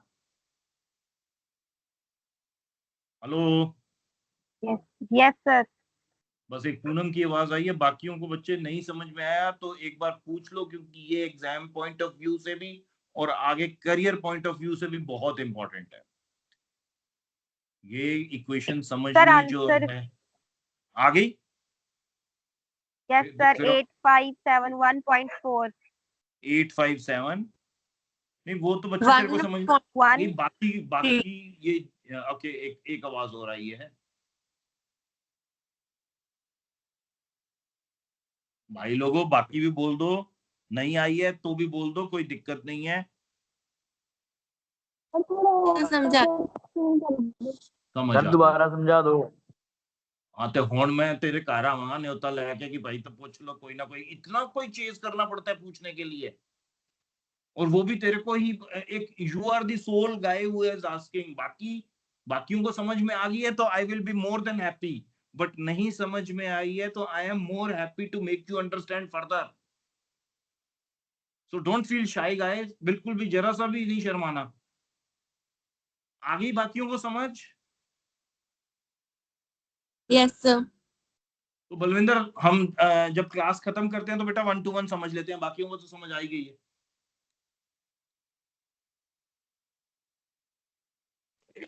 सर मैंने तो आ गई थी। Very good sir. अच्छा बलविंदर नु आ गई है, तो who is this guy who is telling, जिसको समझना है?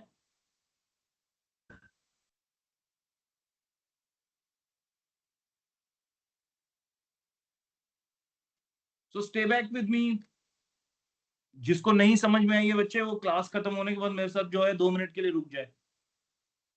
ये हैंड रेस देख रहा हूं मैं, एक बाय द नेम केएस, इसको समझ में आई है नहीं आई है?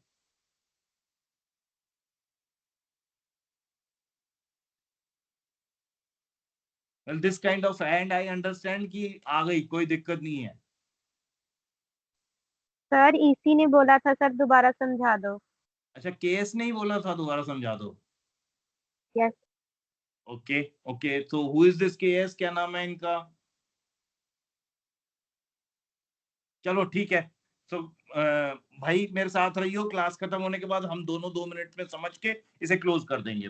बाकी आई टेक इट कि सबको आ गया, तो इसलिए I won't waste much of the time on this. ठीक है जी, ये पॉइंट क्लियर हो गया। ये वाला ये 100/128, 100/105, ये कहानी समझ में आ गई है सबको। तो अब हम जो है वो वैल्यूएशन पे वापस आ जाते हैं, इस लॉटरी टिकट की वैल्यूएशन पे। अट्रैक्ट करती हैं, ये बड़ी अच्छी लगती हैं चीजें जो है ना, ये गैम्बलिंग वैम्बलिंग। तो हम जो गैम्बलिंग के अपने इंस्टिंक्ट्स हैं वो इसके बारे में जीएसटी पढ़ के ही पूरे करेंगे। हमने कभी कैसीनो नहीं जाना है बच्चे, ध्यान रखना है। हमने कभी हॉर्स रेस नहीं खेलनी है। हमारा जो इंस्टिंक्ट है गैम्बलिंग का, वो हम सिर्फ इन्हीं 4 स्लाइड्स में पूरा कर लेंगे। अगर कोई गैम्बलर्स हमारे बाद में दोस्त बनेंगे तो उनको हम समझाएंगे कि भाई जीएसटी ऐसे लगता है। ठीक है, ध्यान रखना है इस बात का। इसलिए ये बड़े इंटरेस्टिंग बन जाती है चीज। So I come back here, यहाँ पर वो कह रहा है the deemed value of lottery shall be higher of the following। वो दोनों में से एक को हायर कह रहा है, वो कौन सी है? वो कह रहा है 100/128 of the face value of the ticket. जो फेस वैल्यू है टिकट, जैसे टिकट थी अपनी 100 रुपए की, हमने माना था टिकट का प्राइस, हमने कितना माना था? 100 रुपीज। अब 100 रुपीज जो है that is the value of, एक सेकंड बच्चे, मेरी जरा पेंसिल का चार्जर खत्म हो गया, मैं एक सेकंड चार्जर।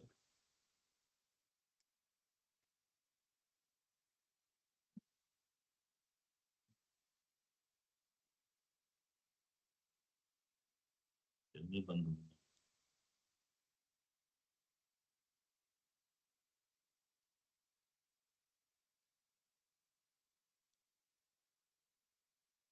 हाँ जी, तो ये हो गया आपका 100 divided by 128 of the face value of ticket. और दूसरा जो है बी जो है that is again 100 divided by 128 of the price as notified in the official gazette by the organizing state. तो ऑर्गेनाइजिंग स्टेट जो है वो ये कह सकती है कि ये जो 100 रुपए की फेस वैल्यू वाली टिकट है ये हम 90 रुपए में बेचेंगे, हमें कोई जरूरत नहीं है 100 रुपए में बेचने की, तो आप ये 90 रुपए में कर देते हो।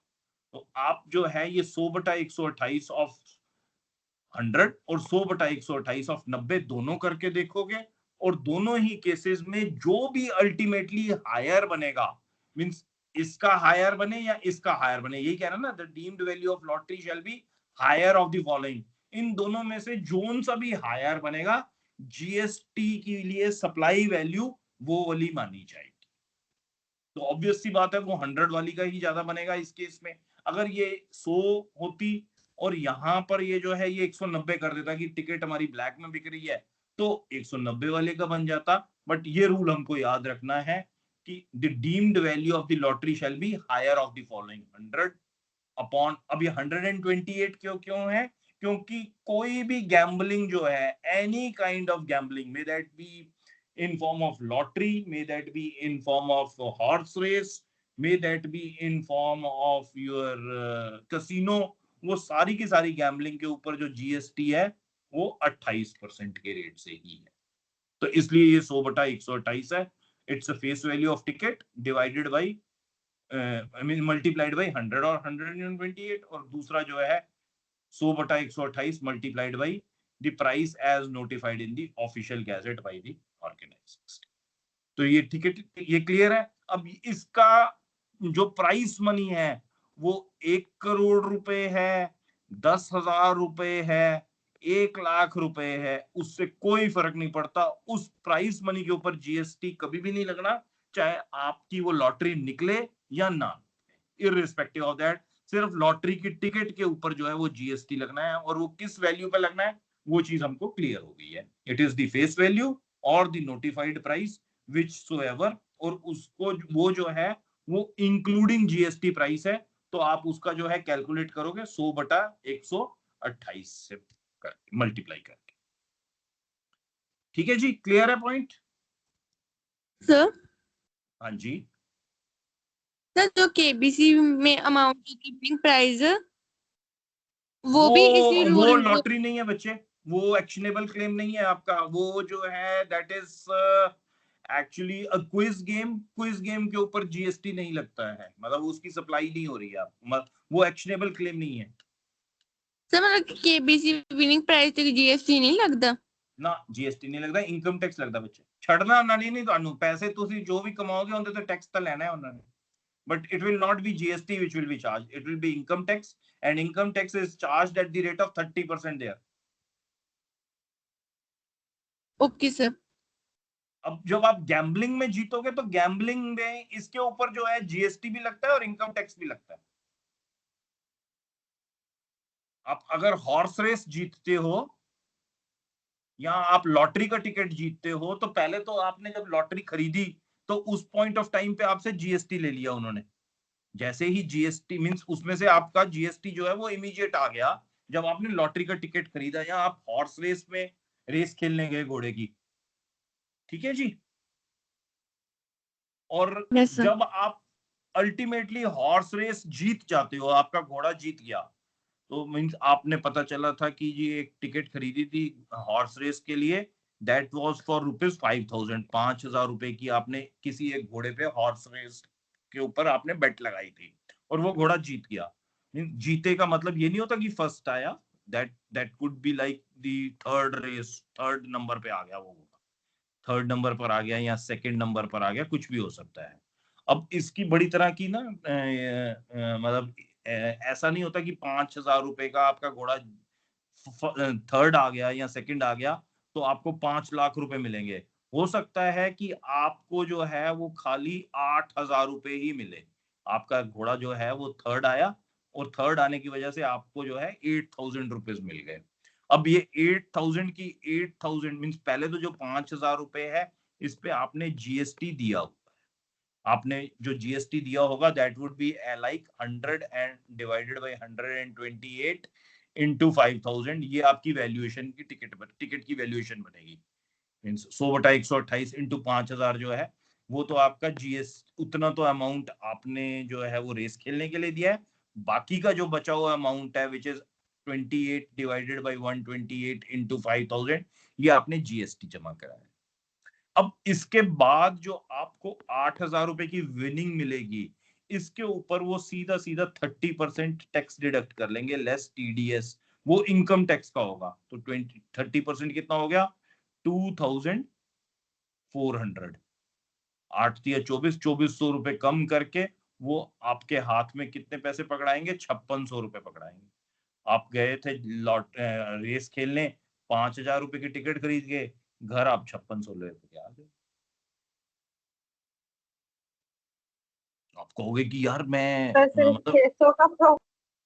हाँ 600 का तो प्रॉफिट हो गया, मगर ये जीते तब हुआ ना। आप वहां पर अगर जो है 25 घोड़े दौड़े थे उनमें से अगर थर्ड वाले में आपने किसी एक में बेट लगाई तो इन ऑल प्रोबेबिलिटी 22 केसेस में तो आप हारते ही, क्योंकि थर्ड के बाद तो प्राइस देना नहीं किसी ने। और 600 रुपए मिले सारे, और आने जाने का किराया जो है वो 1000 रुपए लग गया। आप पॉपकॉर्न खरीद के खाए वो भी 500 रुपए के खाए, तो फिर कमा के लाए या गवा के आए? गवा के सर। ठीक है, बात समझ में आ गई? सर हाँ जी। Yes sir sir. ਹੋਰ ਜੋ ਹਾਰ ਜਾਂਦੇ ਆ ਤਾਂ ਮਤਲਬ ਕਿ 5000 ਦਾ ਲਾਸ ਹੋ ਗਿਆ ਉਹਨਾਂ ਨੂੰ। ਉਹ ਹਾਂ ਜਿਹੜਾ ਉਹ लॉस हो गया, उस loss means that loss is not a deductible business loss, तो उससे कुछ नहीं होगा। मतलब वो मतलब वो कहीं पे भी जो है इनकम टैक्स निकालने के लिए उसका रिबेट डिडक्शन कुछ नहीं मिलना। आपकी इनकम पूरी 5600 मानी गई है, मींस 8000 की 8000 इनकम मानी गई है, पूरे 8000 पे टैक्स ले लिया उन्होंने। 8 माइनस 5000 पे टैक्स नहीं लिया कि 5000 रुपए तो तुमने इन्वेस्ट किए थे और 5 के 8 बने हैं, ऐसा नहीं हुआ। आप खाली नेट में 3000 ही जीते हो, 5000 की तो टिकट खरीदी थी आपने, 8000 रुपए आप जीते तो नेट में तो आप 3000 जीते हो ना। बट जो इनकम टैक्स लगेगा वो पूरे 8000 पे लगेगा। वो 8000 के ऊपर इनकम टैक्स जो है वो 2400 बना 30% के हिसाब से। And it's not just alone 30%, 30% तो इनकम टैक्स है, इसके ऊपर जो है वो एक सेस भी लगता है, उसको हम हायर एजुकेशन सेस कहते हैं। सेस सेस भी लगेगा। Cess is at the rate of I think 3 to 4% के बीच में सेस है। जो ये 30% बनेगा इसके ऊपर ये सेस भी बनेगा, तो टैक्स भी जो है वो बन गया 31.2% के करीब का टैक्स बन गया। तो वो सब टीडीएस काट लेंगे उसी टाइम पे। अब हॉर्स रेस के केस में टीडीएस काट लेते हैं, लॉटरी के केस में भी वो टीडीएस काट लेते हैं, बट आप अगर कसिनो चले जाते हो तो कसिनो में नहीं कटता है टीडीएस। तो कसिनो में जीएसटी किस हिसाब से निकलता है वो अब अगली स्लाइड में कवर्ड है। आज कवर करें या नेक्स्ट क्लास के लिए छोड़ें? से आज कवर कर सर लेते हैं। नेक्स्ट के लिए। सर देखो कितना कितना कसिनो क्या होता अट्रैक्टिव है होता है सर? ना ये जुआ हुआ जो है। यही अगर जुए की जगह वो कुछ और पढ़ा रहा होता तो कहते नहीं बंद करो यार कल करेंगे। सर हाँ जी। एक्चुअली लेट समझ सर जल्दी आ कसिनो क्या जाएगा। होता है सर? है सर कसिनो क्या होता है सर? कसिनो क्या होता है? ये सवाल ऐसे मेरे से पूछने की जरूरत ही नहीं है।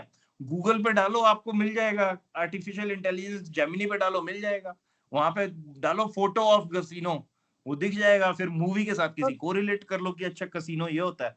ओके ताश खेल रहे होंगे या फिर वो एक रिंग घूमता है गोल सा, कंचा सा घुमाते हैं, वो जहां पर जो है वो अल्टीमेटली बॉल जो है वो स्टिक हो जाती है, उस नंबर के ऊपर अगर आपने बेट किया हुआ है, से you have made a bet on number lucky number 7, तो 7 नंबर पे आपने बेट किया है और वो जो आपका कंचा है जिसको उसने राउंड पूरा घुमाया था वो 7 नंबर पे ही आके रेस्ट कर गया, तो आपने अगर मान लीजिए उसके ऊपर 1000 रुपए लगाए हुए हैं बेट में, तो आपको 36,000 रुपए मिल जाएंगे, 36,000 रुपए जीत गए आप। बट क्योंकि वहाँ 36 नंबर हैं, 1 to लेके 36 तक नंबर हैं, तो मीन्स या 0 से लेके 36 तक नंबर है, 37 नंबर है, और जिसमें आप 1 to 36 में बेट कर सकते हो, 0 पे आप बेट नहीं कर सकते हो। और मीन्स अब इसकी प्रोबेबिलिटी कितनी है, इट्स 1 डिवाइडेड बाय 37 प्रोबेबिलिटी है ना, 1 डिवाइडेड बाय 37 की प्रोबेबिलिटी पे आपका अगर वो 7 नहीं आया तो 1000 रुपए उनके। यही गेम हो रही होती है। फिर वैसे ही आप जो है कार्ड्स की गेम खेलते हो, डाइस के साथ गेम खेलते हो, so multiple games are there. कहीं पे भी जो है एक short video of casino YouTube पे डालो, वहां पे मिल जाने हैं, so you will get the answers. तो अब कसिनो ओके में सर क्या समझ होता गई। है, means we have to understand that also because that's examination point of view से वो भी इम्पोर्टेंट है। तो मैं ये टोटलाइजर वाला बाद में आ जाता हूँ, पहले हम सीधा सीधा जो है वो कसिनो की ही बात कर लेते हैं। तो कसिनो में क्या होता है कि आप जब एंटर करते हो बच्चे, तो you actually and up buying coupons, आपको टोकन खरीदने पड़ते हैं। वहां आपकी अपनी करेंसी नहीं चलती है, जो आपके नोट है ना वो नहीं चलते हैं, आपको कसिनो के टोकन्स खरीदने पड़ते हैं। तो जब आप कसिनो के टोकन खरीदते हो, आप पैसे देते हो, आप यू बाई टोकन, तो आपको कसिनो में एंट्री जो है वो भी ऐसे नहीं मिलती है कि 500 रुपए या 1000 रुपए में वो आपको एंटर करने देगा। वो कई बार आपको जो है वो एंट्री जो है वो देता है कि 5,000 रुपए के टोकन खरीदो तो आ जाओ। मिनिमम 5,000 रुपीज टोकन परचेज करने पे आपको कसिनो में एंट्री है। आप 5,000 रुपए के टोकन लेते हो, जैसे ही आप ये 5,000 रुपए के टोकन खरीदोगे तो जीएसटी जो है वो इंक्लूडेड इन दिस 5,000 है। GST already included in ₹5,000। ये 5,000 रुपए में जीएसटी ऑलरेडी जुड़ा हुआ है, तो कैसे निकलेगा? 100 डिवाइडेड बाई 128 इंटू 5,000 जो है वो सप्लाई वैल्यू हो गई। ठीक बच्चे? और जीएसटी कितना हो यस गया? सर 28 डिवाइडेड बाई 128 जो है वो जीएसटी हो गया। ये पॉइंट क्लियर हो गया? जैसे लॉटरी में था वही ऐसे वैसे ही इसमें, वहां पे 2 पॉइंट्स कंपेयर करने थे हमने, एक नोटिफाइड रेट और साथ में जो फेस वैल्यू ऑफ लॉटरी है, विच एवर इज हायर उसमें था। इसमें कोई हायर वायर का चक्कर नहीं है, इसमें सीधा सीधा 5,000 रुपए के ऊपर जो है, जो 5,000 के कूपन लिए आपने, 10,000 के लिए, 50,000 के लिए, ₹1,00,000 के लिए, जितने के भी लिए, उसमें जीएसटी ऑलरेडी आपने बिल्डअप करके दे दिया। जो कसिनो का ओनर है वो इस पैसे के ऊपर, मीन्स जैसे आपने 5,000 रुपए के टोकन लिए हैं, तो 28 डिवाइडेड बाई 128 इंटू 5,000 ये उसकी जीएसटी लाइबिलिटी है, वो सरकार को जमा कराएगा ही कराएगा। आपको 5,000 रुपए के टोकन मिल गए हैं, अब आप किसी भी टेबल पे खेल लीजिए, आपका दिन अच्छा है। आप ये जो अमाउंट है ये 5,000 रुपए का 15,000 रुपए बनाकर निकल आए। 15,000 रुपए के आपने टोकन जो है वो वापस कसिनो को दिए, उसने 15,000 रुपए का कैश आपको दिया, आप 15,000 रुपए लेकर अपने घर आ जाएंगे। इस अमाउंट के ऊपर कोई जीएसटी नहीं लगेगा। सर इनकम टैक्स भी नहीं लगेगा सर 15,000 पे? बताओगे तो देना पड़ेगा, अगर बताओगे नहीं तो टीडीएस नहीं काटते। अगर आप जो हैं वो बहुत ही क्या कहते हैं वैसे सिटीजन हैं, लॉ अबाइडिंग हाई मोरालिटी वाले, तो आप बता दोगे कि मैं जुआ खेल कर आया और मेरी इतनी इनकम हुई, तो वो कहेंगे लॉ 30% के हिसाब से टैक्स दो। बट आप बताओगे नहीं तो किसी को कैसे पता चले? हाँ, आपकी अगर स्क्रूटनी वगैरह होती है तो पता चल सकता है। आपका अगर टैक्स में केस डालता है, आपने जो टोकन्स खरीदे हैं वो आपने क्रेडिट कार्ड से खरीदे या बैंक से डायरेक्ट पेमेंट कर दी, तो वो बकायदा दिखेगा कंपनी का कि ये कौन सी कंपनी को गए हैं। तो उन कंपनीज के लोगों को नाम मालूम है इनकम टैक्स वालों के कि यार ये तो कसिनो वाली कंपनी है। तो वो जब आप पेमेंट दिखाओगे उनको तो वो फिर टीडीएस की बात करेंगे, अदरवाइज नहीं होता है। सर आजकल मतलब आधार कार्ड अटैच होता है सर, तो वैसे तो पता चल ही जाएगा, मतलब आज इस टाइम खेलेंगे अगर तो। आप अगर 5-10 हजार रुपए के लिए कभी जीवन में शौक में खेलने जाओगे तो कौन पता कर रहा है, कोई नहीं पता। बट हाँ, अगर आप जो है वो जुआरी ही बन जाते हो फिर हाँ, फिर पता चल ही जाएगा। अगर आपका बिजनेस ही ये हो सर जाता है कि सिर्फ जी गोवा जाना है और वहां पे समुंदर से हमें क्या लेना देना, हमने तो कसिनो जाना है, तो फिर हाँ definitely yes I am with you, फिर पता चल ही जाएगा। बट फिर आप जो है वो कर सकते हो ना कि आप अपनी अटैची में पैसे डाल के ले जाते हो कैश, और अटैची में वापस लेके आ जाते हो, कोई दिक्कत नहीं। वहां कैश के साथ खेलने वाले बहुत होते हैं जो कैश से टोकन कन्वर्ट कराते हैं और टोकन को वापस कैश में कन्वर्ट करा लेते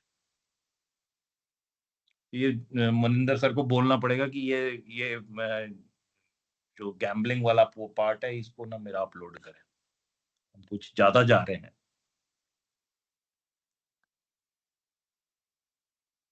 चले आगे।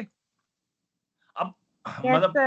एक्चुअली जब आप बेट लगाओगे ना तो उस केस में आपको जो टोकन जैसे 1000 रुपए का मिला हुआ है, तो जैसे ही 1000 रुपए आपने लगाए तो वो 1000 रुपए यू लॉस्ट, 1000 रुपए एकदम खत्म हो गए। 5000 के 5 टोकन मिले थे आपको 1000 रुपए के, आपने 1000 रुपए लूज कर दिए पहली बेट में।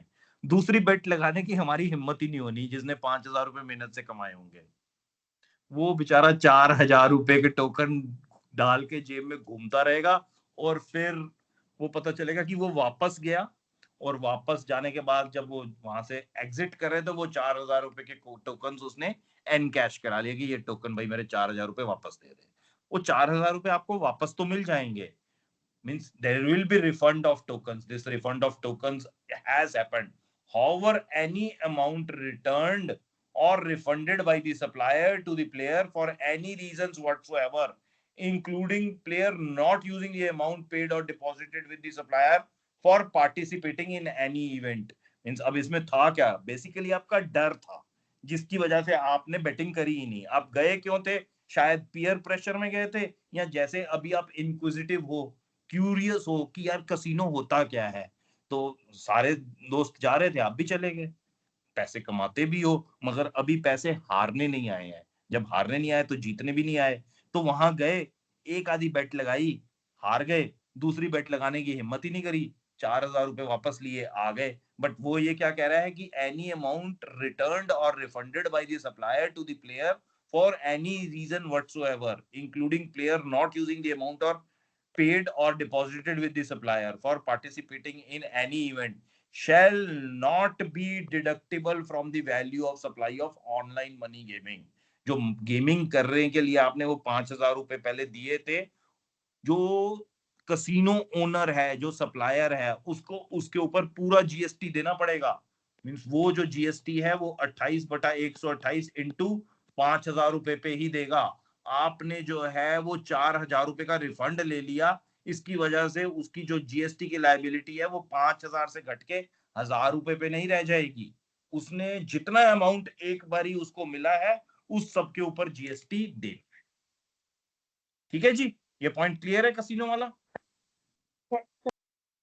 तो वी एंड अप हेयर। इसके बाद जो है हम पिछली एक स्लाइड रह गई है, that is related to horse race, जहां पर एक दो और आपकी जो है टर्म्स हैं लाइक टोटलाइजेटर और बुक मार्कर। इन दो इंटरेस्टिंग टर्म्स के साथ हम अगली क्लास शुरू करेंगे, spending a couple of minutes on this, and then we will talk about some more serious stuff जो बोरिंग भी हो सकता है, इंटरेस्टिंग भी हो सकता है। नॉर्मली जीएसटी इज इंटरेस्टिंग, उसमें कुछ ना कुछ हर एक क्लास में इंटरेस्टिंग निकल ही आएगा।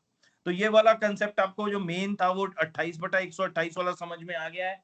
सो if KS is there, rest of all please drop. इनके साथ हम 1-to-1 एक बार डिस्कस कर लेते हैं। Thank you so much. Sir हाँ जी। सर आपने कहा था कि मतलब कि ਉਹਨੇ ਰਿਫੰਡ ਕਰਵਾ ਦੇ 4000 ਤੇ ਜੇ हाँ ਜੀਐਸਟੀ ਉਹਨਾਂ ਨੂੰ ਪੇ ਕਰਨੀ ਪਊਗੀ ਤਾਂ ਇਸ ਕੇਸ ਚ ਲਾਸ ਹੋਊਗਾ ਉਹਨਾਂ ਨੂੰ। हाँ छोटे मोटे लॉस में उन्होंने की फर्क पै रहा है भाई। आप जो ये 5-5 हजार रुपए वाले जो बंदे आते हैं ना, वो तो सारे पैसे वहां पर देने ही आते हैं, कोई जीत के तो जाता नहीं। 100 में से कोई एक आधा बंदा जीत जाए 5 के 10 ले जाएगा, बाकी तो 5 के 5 वापस ही करके चले जाएंगे। आप अगर मान के चलो कि कसिनो जाते हो बच्चे, तो मीन्स 5,000 रुपए लेके जाते हो, तो क्या करोगे? अगर 5 के 6 हो गए तो और खेलोगे, 6 के 8 हो गए तो और खेलोगे, 8 के 10 हो गए तो बस गिव अप। उसके बाद थोड़ा ना बैठे रहोगे चल 5,000 रुपए कमा लिया इतना।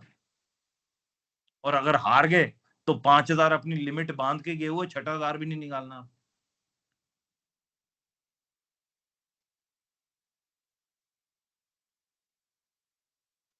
Okay sir. अदरवाइज उनके लिए सिरदर्द हो जाएगा ना, अगर वो ये सारी चीजें कैलकुलेट करते रहे बैठे हैं, तो उनके लिए तो नासूर हो जाएगा कैलकुलेशन ही। मर जाएंगे बेचारे कैलकुलेट करते हुए कि कौन जो है वो खेला ही नहीं, उसके ऊपर तो हमने जीएसटी देना नहीं। तो उसके लिए रूल्स भी उन्होंने ऐसे ही बना दिए हैं कि भाई खेले या ना खेले, जो पैसे की तुमने पहले पर्ची काट दी उस पर जीएसटी जमा करा दो। जीएसटी भी इस केस में सप्लायर खुद ही जमा करा रहा होता है, क्योंकि आप अगर जो है 10,000 रुपए के टोकन खरीदो और आपको 10,000 रुपए के टोकन की जगह कोई कहे 10,000 रुपए दिए थे, आपको 7,000 रुपए हम दे देंगे, आप कहोगे 3,000 रुपए तो पहले मूवमेंट पे ही हार गया, मैंने खेलना ही नहीं यार, वो बिजनेस ही पिट जाएगा।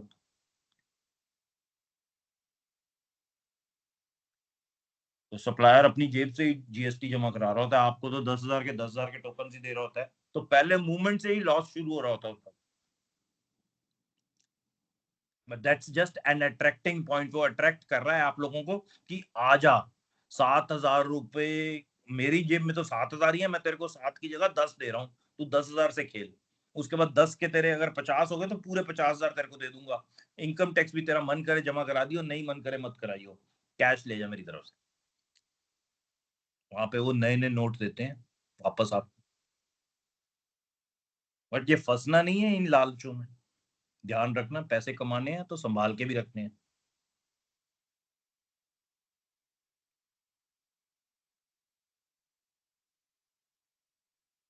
चलें, क्लोज करें?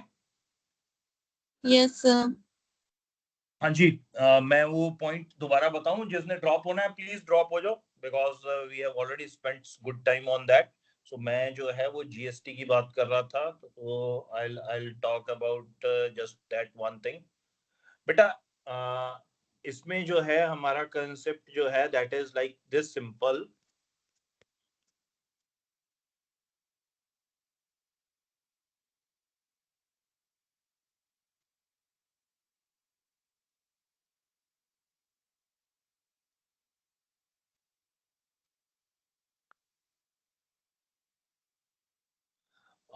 आपका जो है 1,000 रुपए का एक आइटम है, 1,000 रुपए के ऊपर जो जीएसटी है, GST is at the rate of से 18%, 18% का जीएसटी है। तो 1,000 रुपए के ऊपर जीएसटी कितना हो जाएगा अपना? ये आपकी सप्लाई वैल्यू है, इसे असेसेबल वैल्यू भी कह सकते हैं। सप्लाई वैल्यू के बाद जीएसटी लगेगा, जीएसटी कितना हो जाएगा बच्चे?